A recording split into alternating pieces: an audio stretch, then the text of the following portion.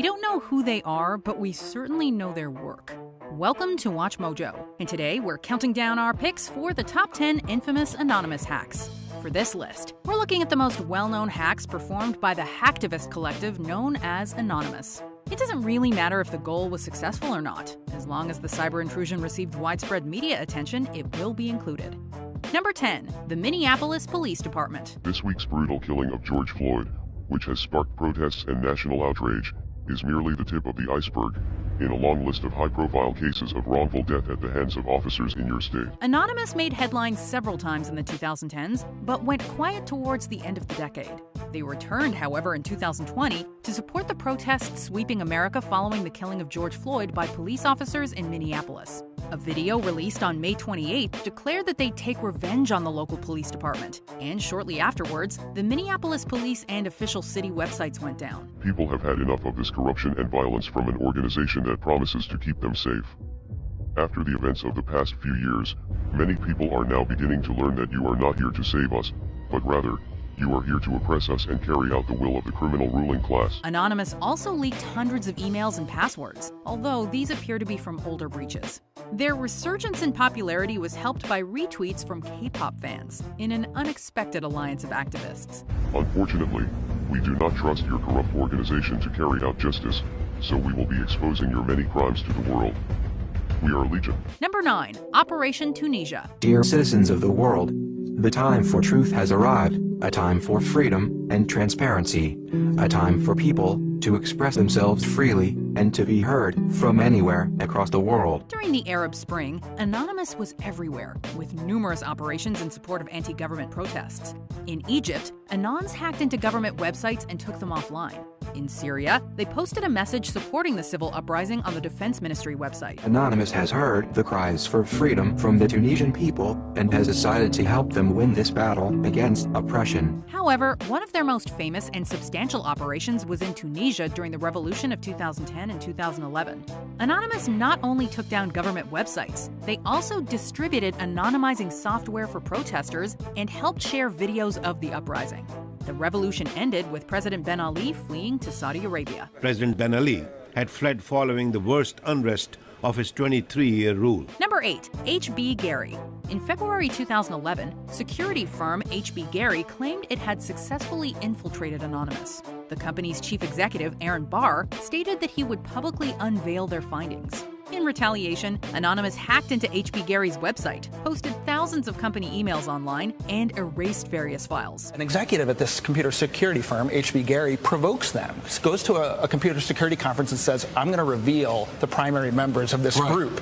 And they hack the site and they put 4.7 gigabytes of information, internal documents about this. Included in the emails were sketchy tactics aimed at discrediting WikiLeaks on behalf of Bank of America. Following that, Anonymous went after Barr himself and revealed his supposed home address and social security number through Twitter. As a final flourish, it left a message on H.B. Gary's website saying, "You brought this on yourself. Let us teach you a lesson you'll never forget. Don't mess with Anonymous." It's a warning other companies will no doubt take to heart. It was a public relations nightmare for H.B. Gary, and Barr announced his resignation from the company on February 28th. Number 7. Project Chanology. One of the first and most popular attacks by Anonymous was aimed at the controversial Church of Scientology. It began on January 14, 2008, when a leaked Scientology video starring Tom Cruise made its way onto YouTube. When you drive past an accident, it's not like anyone else. As you drive past, you know you have to do something about it because you know you're the only one that can really help. The church subsequently filed a copyright violation claim against the website, which Anonymous argued was a form of censorship. Anon sent black faxes to various Scientology centers and launched denial-of-service attacks against their websites, which is when a website becomes overburdened with traffic, preventing users from accessing the site. Anonymous has therefore decided that your organization should be destroyed, for the good of your followers, for the good of mankind, and for our own enjoyment. Anonymous's actions greatly increased awareness of the church's problematic practices, leading to worldwide protests attended by thousands of people. And whether or not we get viewed as vigilantes or whatever, hey, we'll take however people view us is how they view us. Number 6. Operation Payback. What began as a skirmish soon became an online war. In 2010, private anti-piracy company Aplex Software launched numerous denial-of-service attacks against various torrent sites, such as the Pirate Bay. In response, Anonymous launched a widespread campaign against pro-copyright and anti-piracy organizations, including law firms, lobby groups, the United States Copyright Office, the Recording Industry Association of America, and KISS's very own Gene Simmons. The campaign broadened to other issues in December when financial institutions began to freeze donations to WikiLeaks. I mean, when circumstances arose surrounding WikiLeaks, it was a much graver threat, one that required immediate action, and we will fight for the vindication of WikiLeaks, and the events surrounding the Pirate Bay have not been forgotten. Companies like this are playing a cruel game with the public and will make them lose. In what became known as Operation Avenge Assange, Anons launched DDoS attacks against PayPal, Visa, MasterCard, and more. It's been called Operation Payback. So-called hacktivists secretly infiltrate thousands of other online computers whose owners are unaware of the process. They form a so-called zombie army of robo or slave computers that bombard the mainframes of the target companies with so many messages, the target computers slow down or crash under the onslaught. When the dust settled, 13 members of Operation Payback were indicted in federal court on felony charges. We do not forgive internet censorship, and we do not forget free speech. We are over 9,000. Expect us. Number 5, Operation Free Korea. It might seem ambitious to go after North Korea, but ambition is not something Anonymous lacks. In April 2013, Anonymous claimed to have hacked into the state-controlled website Uri Minso Kuri and stolen 15,000, quote, membership records. They then unveiled a list of demands, including the resignation of Kim Jong-un, the installation of democracy, the abandoning of the country's nuclear projects, and uncensored internet access for its citizens. But this is just the latest shot in an ongoing and very serious cyber war between the two Koreas that goes far beyond just the humiliation of a leader. They also broke into North Korea's Flickr site and posted a photo of Kim Jong-un with a pig snout and a Mickey Mouse tattoo. Following that, Anonymous stated they'd release stolen secret military documents, but these threats never came to fruition. So who knows what they're planning on doing with all of that, but I wouldn't mess with Anonymous. Number 4, Operation Mega Upload. Now, you may have heard of some of these Anonymous-related hacks in the past to take down other government websites, but never have they gone after so many at once. One of Anonymous's recurring concerns is with the free dissemination of information and entertainment. Mega Upload was one of the biggest file-sharing services in the world between 2005 and 2012. In January of 2012, however, the United States Department of Justice closed the site on the grounds of copyright infringement and arrested 4 of its employees. Within minutes of its shutdown by the U.S. authorities on Thursday over questions of copyright infringement, hackers had jammed the websites of the FBI, the Justice Department, and Universal Music.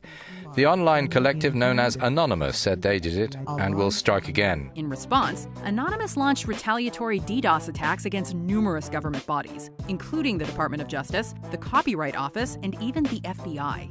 Entertainment organizations were also targeted, including Universal Music Group, the MPAA, RIAA, and Warner Brothers Music. Exactly, it's a violation of freedom of speech, and it's Anonymous and a lot of other movements regard the internet as sort of independent from any government, and they regard a government interfering in the free flow of the internet as stepping outside of their jurisdiction. Number 3, Bank of America.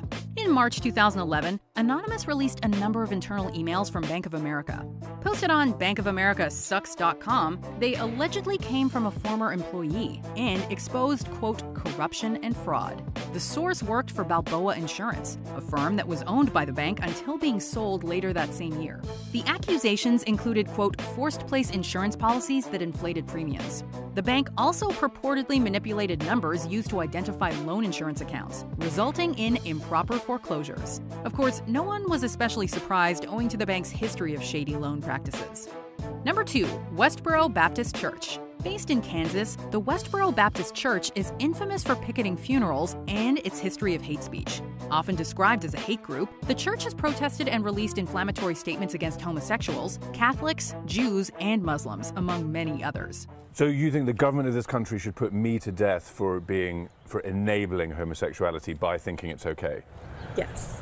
Anonymous went after the church in December 2012 after it planned to picket the funerals of Sandy Hook victims. We will not allow you to corrupt the minds of America with your seeds of hatred. We will not allow you to inspire aggression to the social factions which you deem inferior. We will render you obsolete. We will destroy you. We are coming. They hacked into members' social media accounts, launched a DDoS attack on their website, and released personal information, including names and home addresses of various prominent church members. God knows who you are, and he knows your heart. And out of your heart, your mouth is speaking, and you sound like a guy who's headed to hell. I'm just saying. In my lifetime, I performed over 9,000 sins. So. Oh, and you keep track? What, do you have a tally sheet? Yeah, over 9,000 sins. I keep a track. Before we unveil our top pick, here are some honorable mentions. Uganda LGBT rights. Anonymous hacked into government websites to protest stringent LGBT laws. Operation Darknet. Anonymous published 1,500 usernames in relation to nefarious activities. The Hal Turner raid. Anonymous took radio host Hal Turner's website offline. Hal Turner wasn't the first, actual person that, Anonymous had caused trouble for, but the circumstances ended up being significant. They DDoS'd his website, stuff like that, costing him thousands of dollars, bandwidth fees. Anonymous versus the Australian government. Took down the Prime Minister of Australia's website in response to image board censorship. Defacement of Support Online Hip Hop. Anonymous attacked the hip hop news website in retaliation for insults made against them.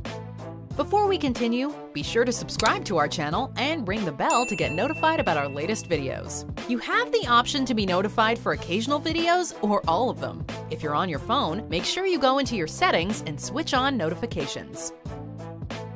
Number 1. Operation Sony. It's being called a security breach of staggering proportions. Sony has confirmed that hackers broke into its PlayStation network, exposing the personal information of up to 77 million users worldwide. To understand Anonymous's attack on Sony, we need to delve into their past with well-known hacker George Hotz, also known as GeoHot. Hotz is famous for both unlocking the iPhone and for publishing the root keys of the PlayStation 3 on his website. Sony in turn sued Hotz for his involvement and were granted the IP addresses of everyone who'd visited his site. If companies want to put these security measures on these devices, great, good for them.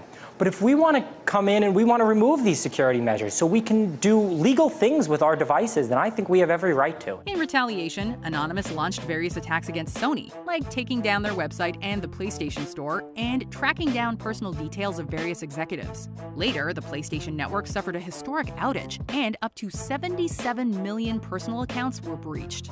While Anonymous operations denied taking part in the attack, they also admitted that another branch of Anonymous may have been responsible. Well, on the Anonymous website, they have a post which says, "For once, we didn't do it." They say that although some of their members could have acted by themselves to bring down Sony's servers, as an organisation, it was nothing to do with them. Do you agree with our picks? Check out this other recent clip from WatchMojo, and be sure to subscribe and ring the bell to be notified about our latest videos.